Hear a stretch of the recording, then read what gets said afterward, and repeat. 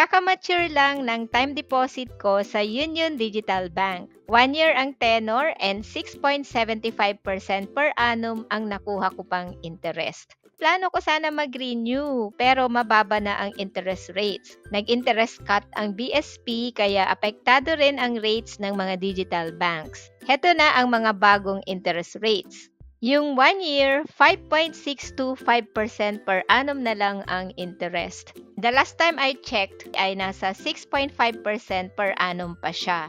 Pag 6 months naman, 5.5% per annum.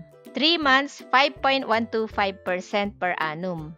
2 months, 5% per annum. 1 month naman ay 4.875% per annum.